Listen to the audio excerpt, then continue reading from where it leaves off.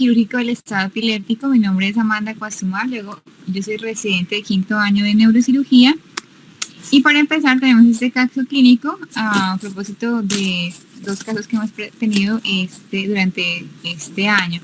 Es una niña de 8 meses de edad que desde hace un mes viene presentando crisis tónico-clónicas generalizadas, alrededor de 20 crisis cada día inicialmente. Posteriormente fue hospitalizada y finalmente entró en un estado epiléptico con necesidad de medicamentos de 4ª línea. Se encuentra ya en la unidad de cuidados intensivos y a pesar del manejo anestésico continúa convulsionando.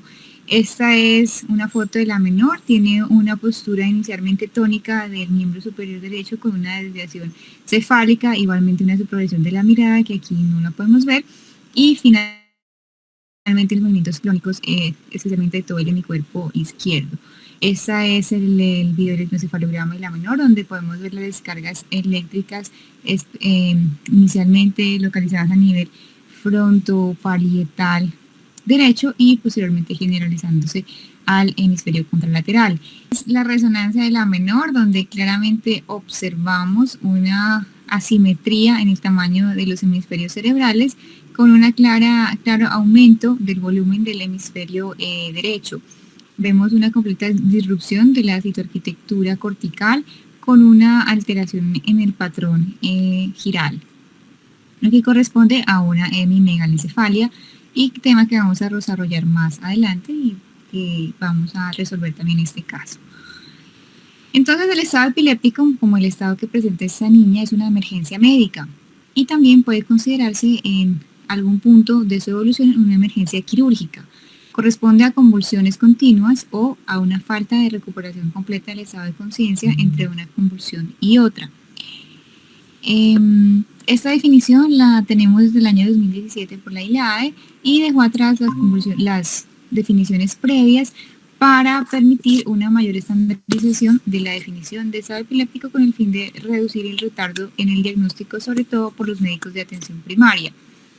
Es una emergencia neurológica frecuente, tiene una incidencia anual de entre 10 y 41 casos por cada 100.000 habitantes y una mortalidad alta, pero ampliamente variable precisamente debido a esa falta de estandarización en los criterios diagnósticos. La mortalidad puede ir entre de un 8 a un 50% y puede llegar hasta ser del 80% en los casos de estados epilépticos refractarios o superrefractarios. El diagnóstico del estado epiléptico sigue siendo un desafío, especialmente porque corresponde a un diagnóstico completamente clínico. Y es así como se ha descrito que hasta el 10% de los pacientes que son diagnosticados con estado epiléptico finalmente lo que tenían eran convulsiones disociativas, es decir, psicógenas o no epilépticas. El estado epiléptico tiene una evolución temporal y la vamos a clasificar. Aquel que tiene una duración menor de 30 minutos, un estado epiléptico establecido, aquel que dura menos de 1 hora, y un estado epiléptico refractario cuando ya tenemos un estado epiléptico por encima de los 60 minutos a pesar del manejo que le vamos a dar. El estado epiléptico refractario, que es un estado menos conocido por su baja frecuencia pero alta mortalidad, corresponde a ese estado que no cesa después del primer día de manejo. El estado epiléptico refractario, entonces, aquel que implica a un paciente con una crisis convulsiva de más de 1 hora de duración continua e intermitente sin retorno a su estado basal. Esa definición es la menos frecuentemente utilizada, sin embargo es la más conocida. La definición más práctica e igualmente útil es esta segunda que vemos acá, que corresponde a una convulsión aguda sin respuesta a por lo menos 2 medicamentos anticonvulsivantes, en donde al menos uno de ellos es un medicamento no benzodiazepínico. Cuando tenemos esto, ya estamos hablando de un estado epiléptico refractario. Y esto es importante, sobre todo tener en cuenta esta respuesta al segundo, esta segunda definición, y no estar muy ligados al tiempo, porque por lo menos 1/3 de los pacientes, entre el 15 y el 35% de los pacientes con epilepsia refractaria van a progresar a un estadio epiléptico suprarrefractario. Estos pacientes entonces se definen como aquellos que después de las primeras 24 horas sus crisis convulsivas no cesan a pesar del tratamiento anestésico, o que su crisis va a recurrir cuando se intenta destetar el régimen anestésico que se ha implantado. La etiología del estado epiléptico es múltiple. Las más comunes corresponden a los trastornos metabólicos. En los pacientes pediátricos generalmente vamos a encontrar como primera causa la fiebre, el estado epiléptico febril y las infecciones. Y en los pacientes adultos vamos a encontrar el trauma, la hipoxia, o sea, el stroke y las lesiones tumorales. Van a ser las principales causas de estados epilépticos. Sin embargo, en general, las más comunes van a corresponder a esas que vemos en esa tabla, que en general van a corresponder a causas metabólicas, a los errores del metabolismo, a causas de infecciones autoinmunes y finalmente las psicogénicas. Menos del 10% van a corresponder a causas estructurales. El tratamiento del estado epiléptico, entonces, la primera, segunda y tercera línea va a ser completamente médico. La primera línea, que el paciente con un estado epiléptico temprano, menos de 30 minutos de duración, entonces los medicamentos que vamos a usar van a ser las benzodiazepinas, está indicado el lorazepam y el midazolam. En nuestro medio, por la disponibilidad, pues usamos midazolam intravenoso e intramuscular. Un tercio de los pacientes desafortunadamente van a ser resistentes a las benzodiazepinas y van a requerir un tratamiento de segunda línea, que es cuando definimos como un estado epiléptico establecido. Estos pacientes entonces se van a beneficiar de un segundo medicamento anticonvulsivante, que puede ser la fosfenitoína, en nuestro caso la fenitoína, en nuestro medio, el levetiracetam o el valproato intravenoso. ¿Cuál medicamento es elegir? Entonces ya en el 2019, en un ensayo clínico publicado en New England, nos aclararon que se puede usar cualquiera de esos medicamentos con la misma efectividad para abortar la primera crisis en los primeros 60 minutos, de modo que podemos elegir, digamos, de una manera con un poco más de evidencia. Ese es las dosis de los medicamentos que vamos a usar. Este cuadrito pues va dirigido sobre todo a los estudiantes que pueden estar conectados en esta charla, y aquí pueden mirar el manejo benzodiazepínico y anticonvulsivante con las dosis utilizadas. Luego de abortar entonces esta primera y esta segunda línea, cuando ya ese paciente sigue convulsionando, entonces tenemos una tercera línea cuando ya estamos frente a un estado epiléptico refractario. Ese paciente entonces va a necesitar estar en una unidad de cuidados intensivos, y ese tratamiento pues va a corresponder en la anestesia general. Esos pacientes se van a beneficiar de esa anestesia con midazolam, propofol o tiopental, y ninguno de esos desafortunadamente tienen una evidencia de alta calidad, como si lo tiene la segunda línea de tratamiento. La cuarta línea de tratamiento, que son aquellos pacientes que a pesar del tratamiento anestésico no logran controlar sus crisis ictales, van a hacer a una línea de fármacos adicionales que les vamos a mencionar más adelante, una serie de medidas inmunológicas dietarias, y finalmente aquí podemos intervenir a algunos pacientes a través del manejo quirúrgico. Esos pacientes nuevamente tienen que ser en una unidad de cuidados intensivos, y les vamos a denominar pacientes con un estado epiléptico suprarrefractario. Obviamente el manejo en esta cuarta línea pues va a tener una evidencia muy pobre. Como podemos ver acá, esta tabla nos resume esas medidas alternativas que podemos implementar, y en general van a tener una calidad de evidencia nivel 4, tal como la cirugía, por ejemplo, el uso de piridoxina o la dieta cetogénica. En el caso, por ejemplo, de encontrar una etiología como las causas inmunológicas o la aplicación de hipotermia, estos tipos de intervenciones iban a tener una calidad de evidencia 1 con una mejor evidencia para su aplicación. Esos son los regímenes de tratamiento, por si alguno los quisiera leer o tener. En cuanto a cada uno de esos ítems que acaba de mencionar de la cuarta línea de tratamiento, y nos vamos a enfocar especialmente en el manejo quirúrgico. Entonces, este va a ser nuestro flujograma de trabajo. Cuando tenemos un paciente con un estado epiléptico refractario, ¿sí?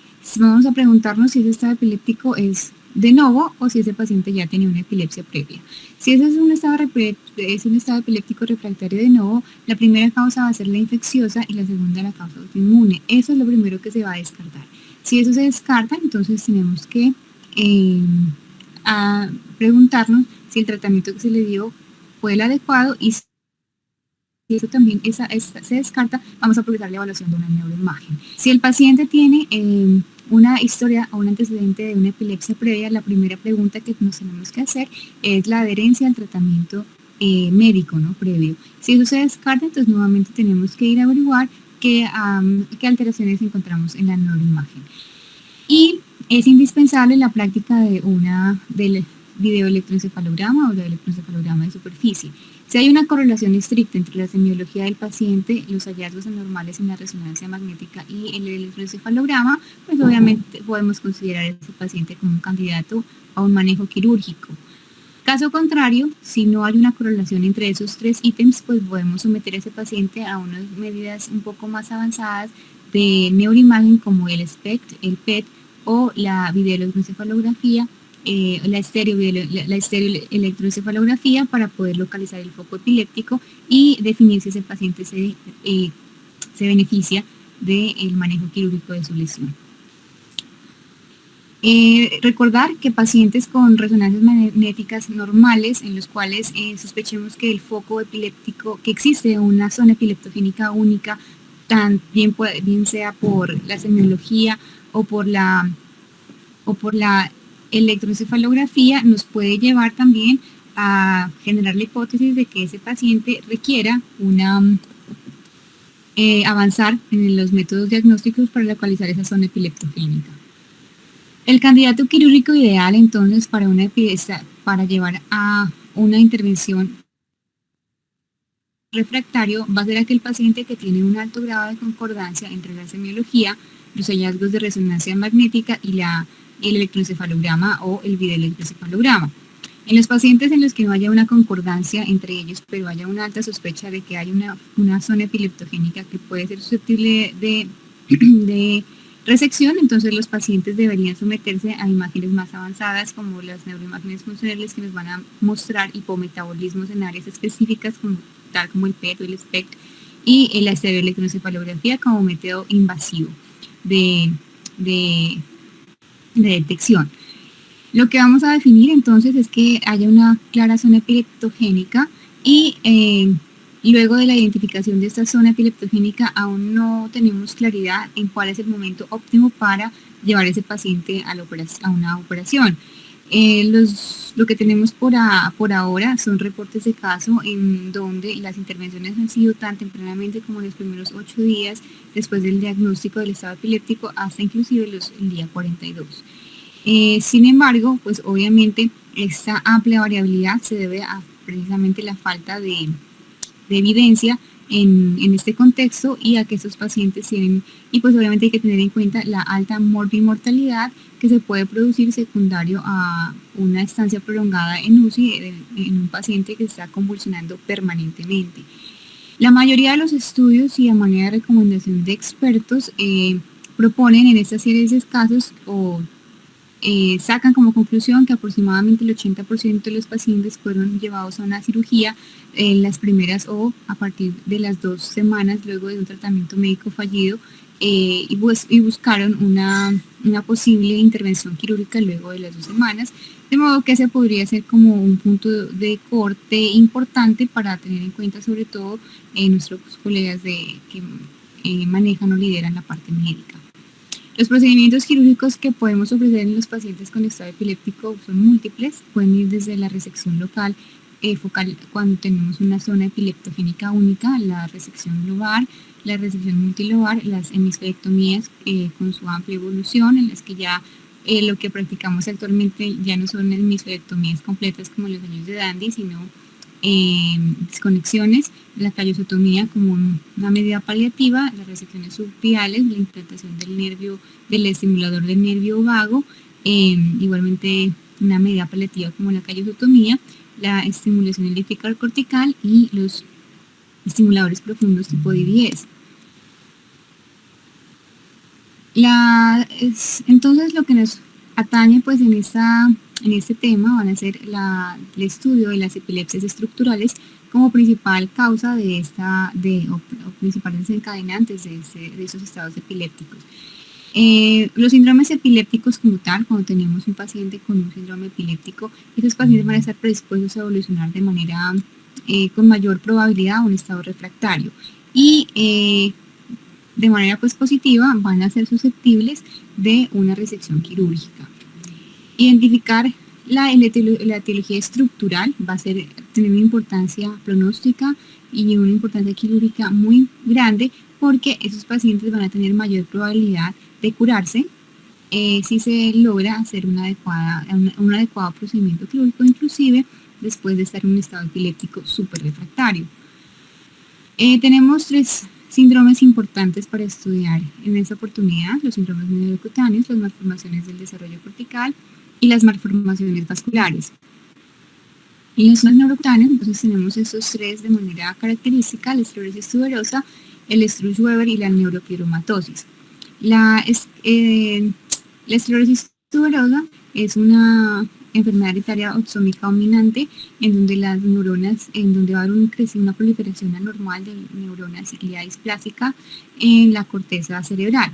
Los pacientes con esclerosis tuberosa van a tener epilepsia en un 90% de los casos, y sus crisis van a ser focales y multifocales, y de manera característica van a tener espasmos pues, faciales. Invariablemente van a progresar a una epilepsia refractaria, y esos pacientes pues van a tener mayor probabilidad de ingresar o de presentar un estado epiléptico en caso de no tener un manejo adecuado. El tratamiento inicial para este tipo de pacientes va a ser la dieta cetogénica, la estimulación del nervio vago como una medida paliativa, y algunos medicamentos como la rapamicina, que es un inhibidor de las vías mTOR, pues tiene una indicación importante. Cuando tenemos un paciente que tiene un tubérculo epileptogénico dominante, llevar a la cirugía temprana de ese paciente va a implicar que ese paciente se va a curar de su epilepsia con una probabilidad del 59%. Los pacientes que van a tener una mejor respuesta van a ser los pacientes donde la lesión se ubica de manera unilateral, y esa se corresponde con un hallazgo unilateral igualmente en el electroencefalograma, e igualmente la edad de inicio de la epilepsia se produce después del primer año de edad. En casos donde no haya una lesión pues epileptogénica única, la lobectomía, en el caso de que se pueda realizar, tiene mejores resultados que solamente la tuberectomía por la alta frecuencia de lesiones múltiples. El síndrome de Sturge-Weber hace parte de las mutaciones somáticas y produce unas malformaciones vasculares tanto en las leptomeninges, en la piel y en los ojos, y es característica de la lesión del glenoideo portofacial, como vemos en este niño. Típicamente tiene una localización unilateral, y cuando se ubica o tiene una localización bilateral, pues obviamente va a tener un peor pronóstico. Las crisis generalmente son de inicio focal y luego se generalizan, y generalmente se producen en clúster. La etiología de la epilepsia en esos pacientes se debe básicamente a la hipoperfusión que se produce por las malformaciones vasculares y la lesión hipóxico-isquémica secundaria.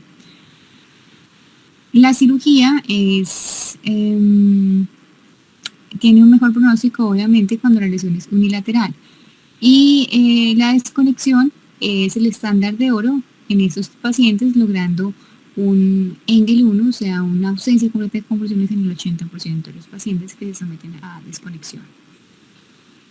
La neurofibromatosis tipo 1, entonces, a diferencia de la esclerosis tuberosa y el Sturge-Weber, esos pacientes generalmente van a tener una epilepsia de mejor pronóstico. La incidencia de epilepsia en esos pacientes va a ser hasta el 13%, y generalmente van a responder al manejo médico. Se debe a la presencia de tumores intracraneales en áreas pues, corticales importantes, y también la neurofibromatosis, como la enfermedad en sí, puede producir esclerosis hipocampal y polimicrogiria, que también puede desencadenar las crisis. Si hay una epilepsia refractaria o un estado epiléptico, se recomienda también realizar una cirugía temprana previa identificación de la zona epileptogénica con las ayudas diagnósticas que estudiamos previamente. En el segundo ítem, entonces, tenemos las malformaciones del desarrollo cortical. Estas van a producir epilepsia en el 75% de los pacientes que las tengan, y se van a asociar a epilepsia refractaria en el 45% de los pacientes, sobre todo en la infancia. Vamos a tener 3 tipos de malformaciones del desarrollo. Primero tenemos las alteraciones de la migración neuronal. Entonces, en el primer caso vamos a tener la lissencefalia. Es una lesión de mal pronóstico porque generalmente son lesiones extensas, y la cirugía no va a ser factible en esos pacientes, e igualmente la respuesta a los fármacos antiepilépticos va a ser limitada, por lo que esos pacientes van a ser quizás uno de los más difíciles de tratar. Las estereotopias de sustancia gris corresponden a lesiones en donde las neuronas no logran migrar durante la edad embrionaria a su sitio cortical normal, y las más frecuentemente asociadas con epilepsias van a ser las heterotopias nodulares periventriculares, que se van a asociar con una frecuencia de ocurrencia de epilepsia de hasta el 90%. La cirugía es efectiva cuando hay un número de nódulos limitados y las convulsiones son focales, es decir, que se deben a una lesión específica, y en ese tipo de pacientes se ha descrito la terapia térmica intersticial con láser como una medida importante para la cesación de las crisis también, con una menor morbilidad. También tenemos de manera importante las displasias corticales, son anomalías en la arquitectura cortical, la formación a través de las neuronas, de neuronas hipertróficas, dismorfismos también neuronales, o la presencia de neuronas inmaduras de acuerdo al tipo 1, 2 y 3. Generalmente producen epilepsia refractaria y se pueden producir, y la epilepsia se puede generar se puede encontrar en cualquier edad. Generalmente son más comunes en la infancia.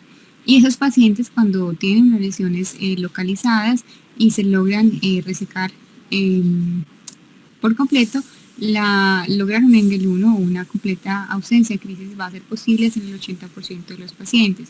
Cuando tenemos lesiones extensas, esos pacientes se van a beneficiar de desconexión igualmente.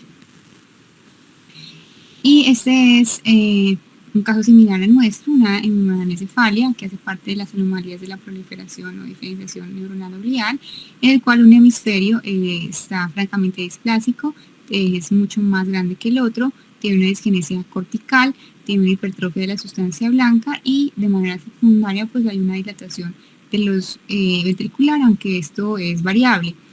Los pacientes se caracterizan por presentarse con convulsiones parciales intratables, hemiparesia y retraso en el neurodesarrollo. Esta hemiparesia pues hace parte de la displasia cortical, que no va a permitir el adecuado desarrollo del área motora. Y de manera pues sine qua non en estos pacientes pues el tratamiento de elección va a ser la desconexión hemisférica. La polimicrogiria también es otra alteración en la organización cortical, en donde hay una irrupción de la corteza normal. Puede ser uni o bilateral aislada, o puede ser mixta, es decir, que puede estar acompañada de cualquiera de las lesiones que mencionábamos previamente. El patrón más común va a ser el patrón perisilviano bilateral, como en este caso de este espécimen de patología. Generalmente se va a asociar con isquemias, hipoxias o infecciones congénitas que van a desencadenar el estado epiléptico o van a desencadenar el inicio de la crisis ictal. Los 78% de los pacientes con polimicrogiria van a desarrollar epilepsia, y va a haber un retraso en el neurodesarrollo hasta en el 70% de los pacientes.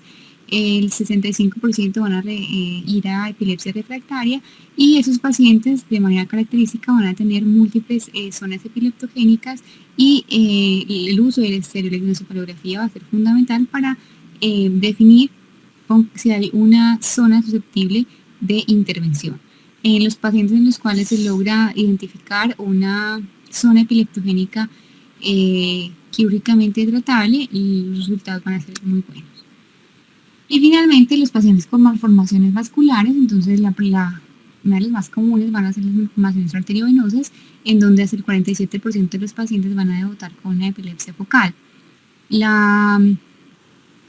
la presencia de convulsiones se va a deber va a estar desencadenado por la hemorragia, el robo vascular, así como el edema perineal, y generalmente la etiología se debe a la degeneración neuronal perilesional, a una degeneración glial también, a alteraciones en la vía de señalización neuronal en la periferia de la lesión, y también a un trastorno o a un incremento en las especies reactivas de oxígeno. Los pacientes que tienen más riesgo son los pacientes que tienen malformaciones que tienen una localización más cortical, las lesiones más grandes, pacientes que tienen dilatación venosa y el sexo masculino. Afortunadamente, en este grupo de pacientes, los fármacos antiepilépticos van a ser efectivos en el 78% de los casos. Sin embargo, el resto van a necesitar posiblemente una intervención. En general, el tratamiento pues va a ser, si es posible, la resección de la malformación. En caso que no sea posible, pues se deberán usar medidas alternas como la embolización o la radiocirugía. Y finalmente, los angiomas cavernosos, que hacen el 50% de los casos, pueden debutar o pueden cursar con epilepsia. En sí no son lesiones intrínsecamente epileptogénicas, pero sí lo son la hemosiderina y la glidosis secundaria que producen. La epilepsia refractaria la vamos a encontrar en el 40% de los pacientes, y una cirugía temprana va a tener un resultado muy bueno, muy favorable, logrando un NGL 1 por encima del 90% de los casos.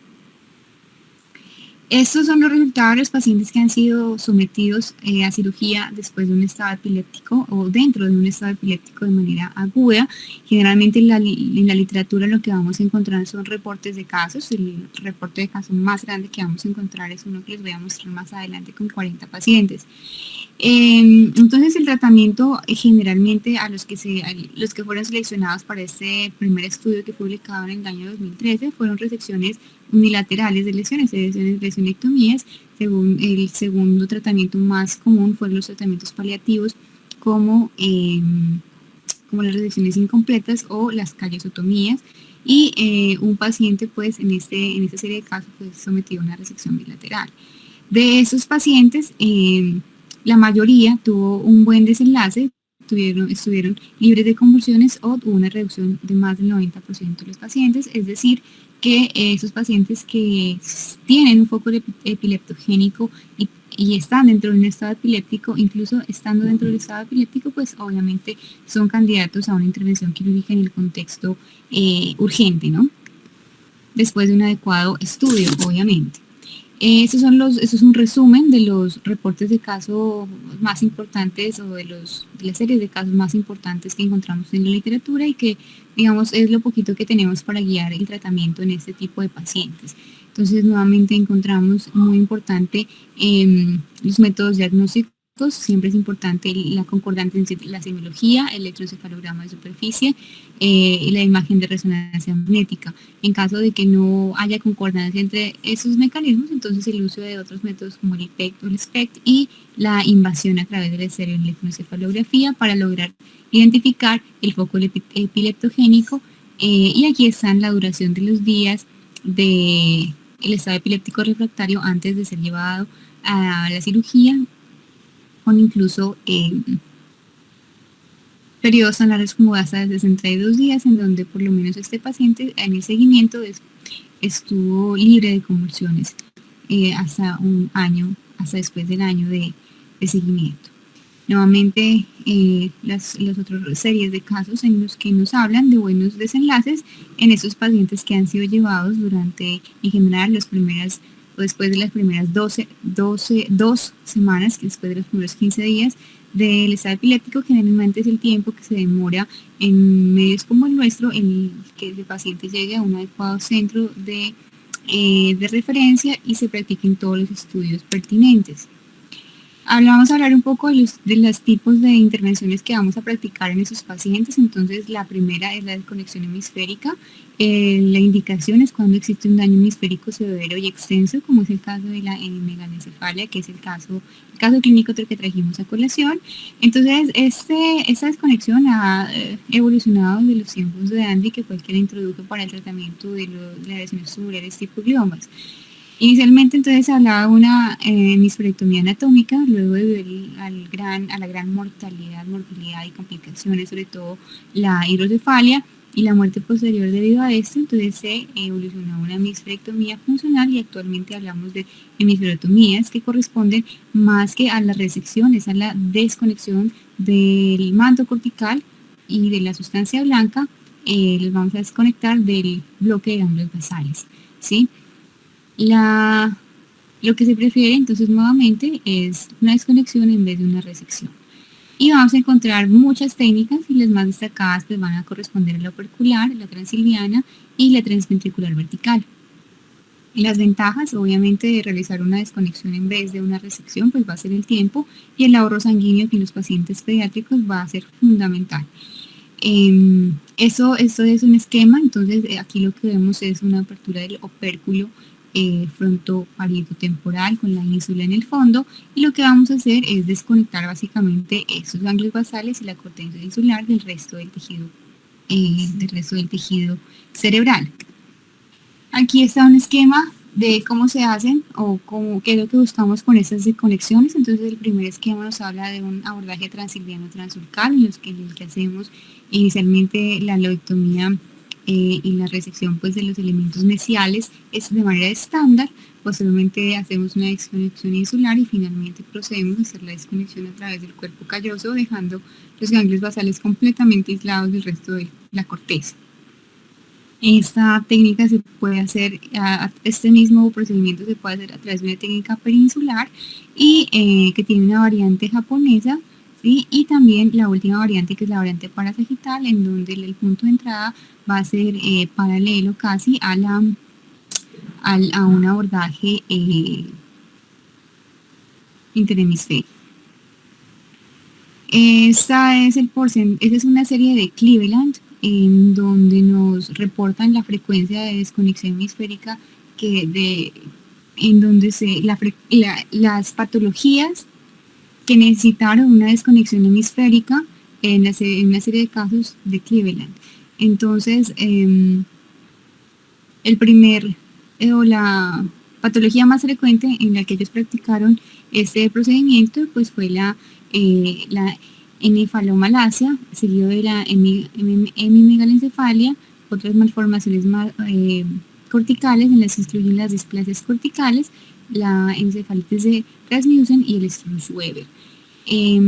Nuevamente para esquematizar, esta sería la incisión que podemos realizar. Existen múltiples descripciones, pero en nuestra escuela generalmente practicamos una incisión como esta para realizar inicialmente la lobectomía temporal estándar, seguir el atrio, hacer la desconexión del cuadrante posterior, posteriormente la desconexión a través transventricular del cuerpo calloso y finalmente la desconexión frontal, logrando una completa desconexión de los ganglios basales del resto del parénquima cerebral. La callosotomía, entonces, ya es un procedimiento completamente diferente del que acabamos de resumir. Este es un procedimiento completamente paliativo y que busca reducir la frecuencia de ocurrencia de crisis.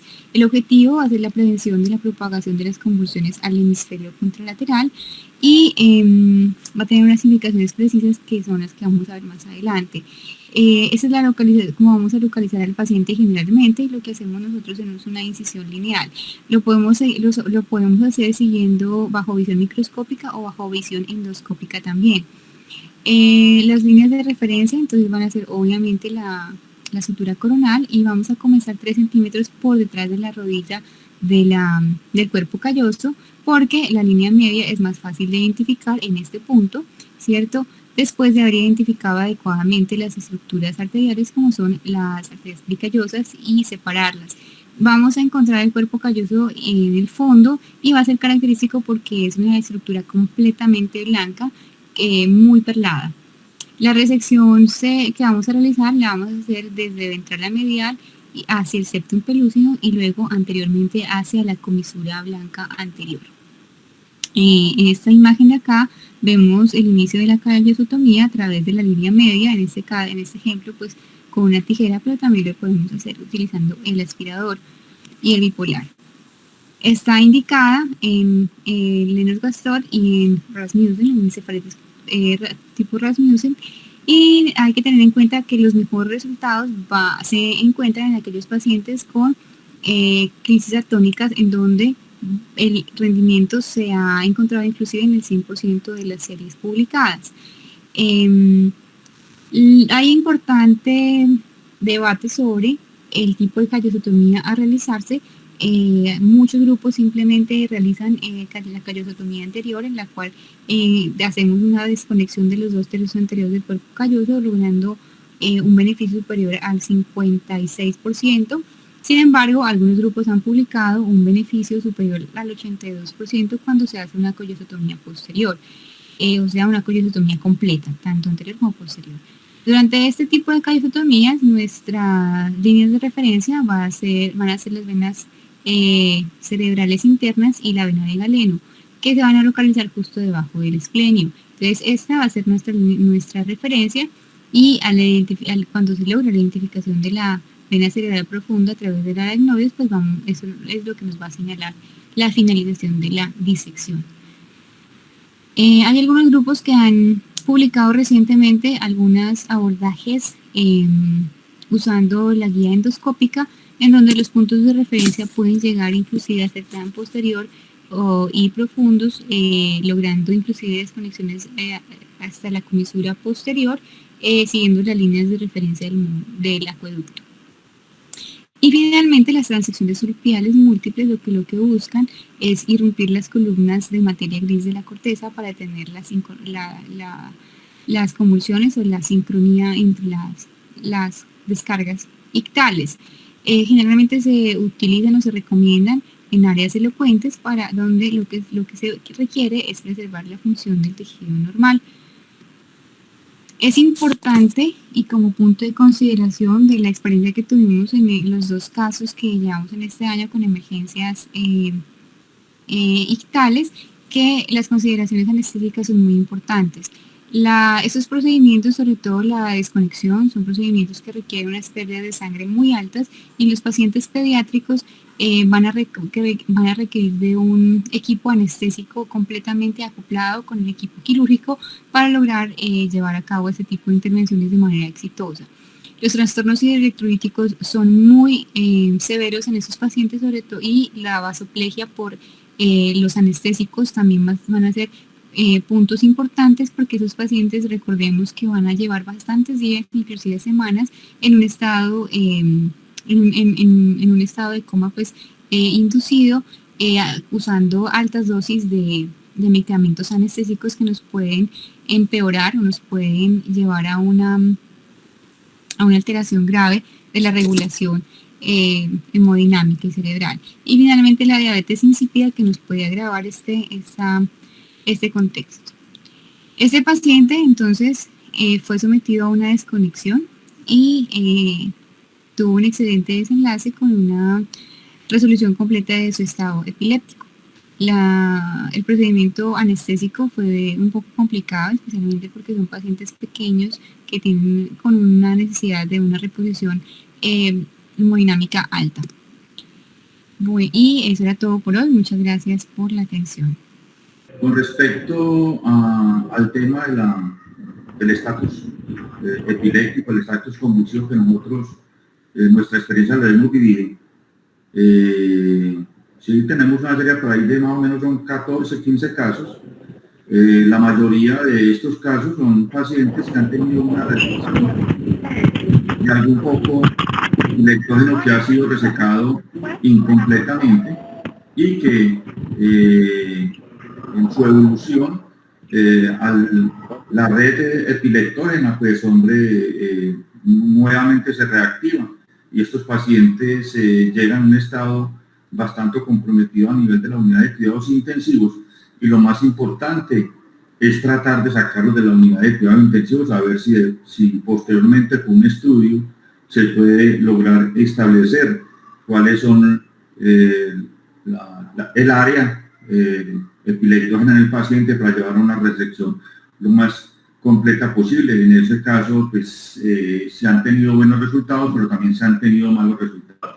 Pero la gran mayoría de los pacientes sí se logran sacar de la unidad de cuidados intensivos, ya que esta es una patología con una mortalidad muy alta, y usualmente sacarlos desde el punto de vista médico con droga anticonvulsivante de última generación en esos pacientes con este estatus a veces refractario o superrefractario son de marcada dificultad. Y me parece también muy importante los dos casos que tuvimos recientemente, porque son pacientes que exigen desde el punto de vista y desde el punto de vista neurocirugía, para llegar a un resultado satisfactorio en ellos. Los últimos pacientes que se realizaron son pacientes, uno de 3 meses, el otro de 9 meses, con muchas dificultades desde el punto de vista del movimiento, patologías, cuando son patologías de trastornos de la migración o de la formación cerebral, que requieren un procedimiento gigantesco como es una hemisferectomía. El soporte y el aporte desde el punto de vista anestesia tiene que ser un soporte totalmente continuo, porque muchas veces el procedimiento en estos pacientes hay que pararlo hasta que se estabilicen las condiciones hemodinámicas para poder continuar con el procedimiento. En el procedimiento de la hemimegaencefalia que hicimos, se hizo la hemiferectomía, pues el acompañamiento desde el punto de vista anestesia fue mucho más continuo. Y yo creo que en eso es importante una conversación el cirujano y con lo que debe aportar el anestesiólogo para mantener las condiciones en el paciente, porque en la primera cirugía, tal vez en eso fallamos, no hubo una conversación adecuada y en ese paciente fue difícil el procedimiento, aunque se logró controlar en todos los 2 pacientes el estado convulsivo y están en un Engel bueno. De todas maneras, es un procedimiento gigantesco, porque es un procedimiento en el cual hay que hacer, como dice la doctora Amanda, las desconexiones de tanto el cuadrante posterior como el cuadrante anterior, fuera de hacer la lobectomía temporal estándar y la callosotomía para hacer un buen procedimiento. De todas maneras, aquí como enseñanza, cuando este procedimiento se plantee, siempre debe ser y en todo procedimiento neuroquirúrgico, una conversación bastante extensa y profunda en la extensión para que el monitoreo de los diferentes. Gracias. Héctor, no sé si fue que entendí mal, pero entonces cuando se hace esta cirugía, pues que siempre es una cirugía urgente, queda pendiente ya la cirugía definitiva. Porque pues no, depende de la no se encuentra muy bien. Aquí en uno de los pacientes había una hemimegaencefalia y en el otro paciente había una displasia cortical gigante del cuadrante posterior. Entonces, esas patologías, porque esas patologías como tal requieren un procedimientos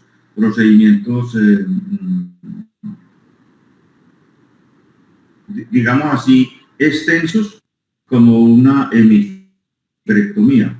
Hay otro tipo de patologías, por ejemplo, cuando se reseca una displasia en forma parcial y este paciente llega a un estatus convulsivo, pues lo importante es tratar de resecar y abarcar en la cirugía la lesión como tal para hacer una resección lo más completa posible. Pero a veces no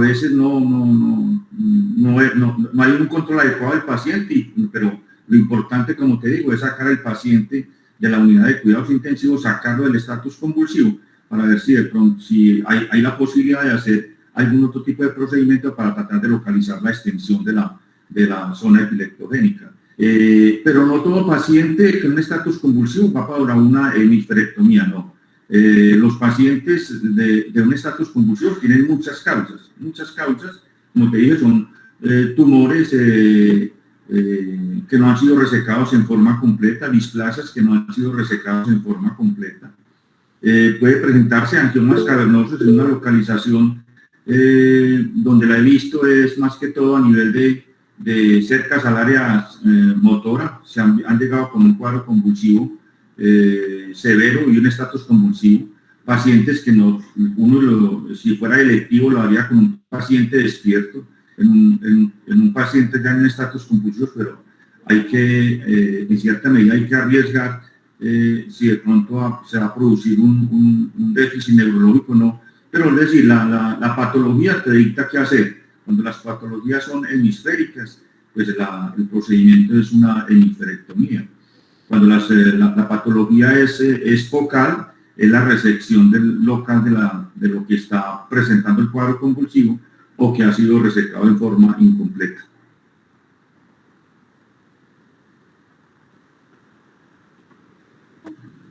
Ok, gracias, Héctor. ¿Algún otro comentario? Buenos días, doctor Ignacio. Buenos días. ¿Me escucha? Hola. Sí, muy bien. No, pues con respecto al tema específico de estatus convulsivo refractario, pues la experiencia que nosotros hemos tenido ha sido, yo he visto, bueno, tumores, cavernomas, malformaciones arteriovenosas, si bien pueden debutar y tener epilepsias, inclusive epilepsias refractarias, en nuestra experiencia no los hemos visto en esos estatus super refractarios, no los hemos visto.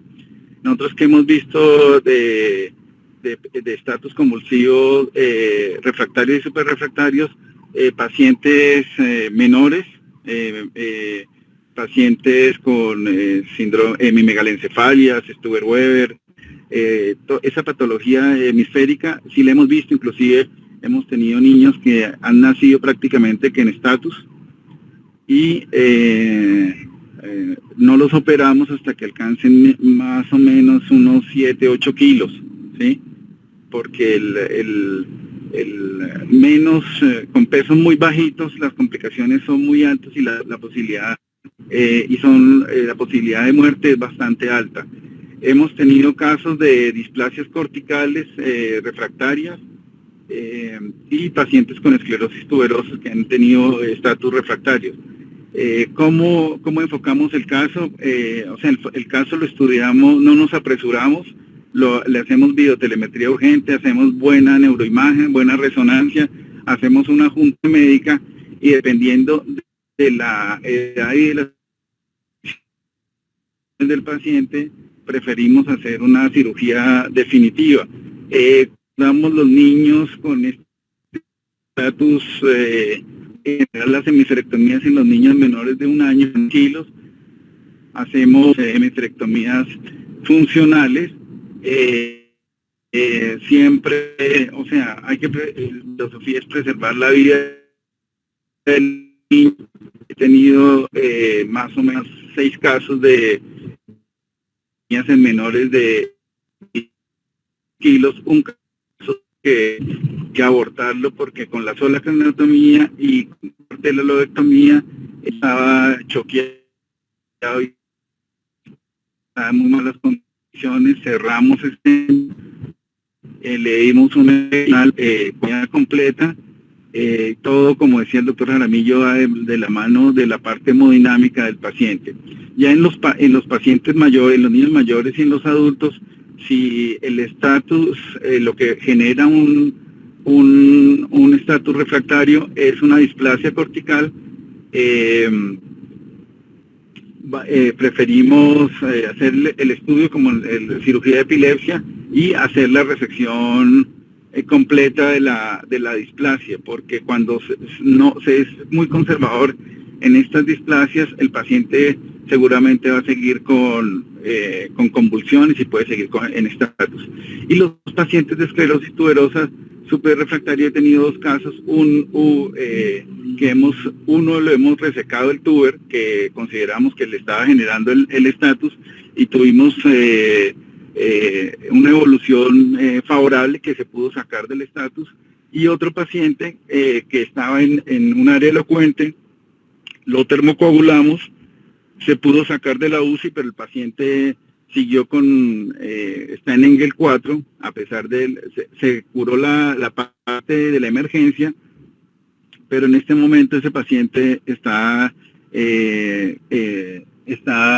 irreversible, está con una epilepsia refractaria.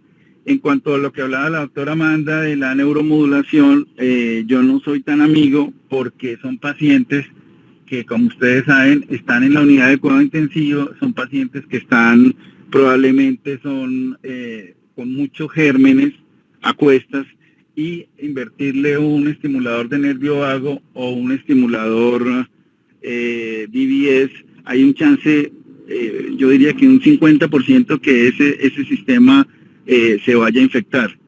Entonces, prefiero hacer cirugías resectivas.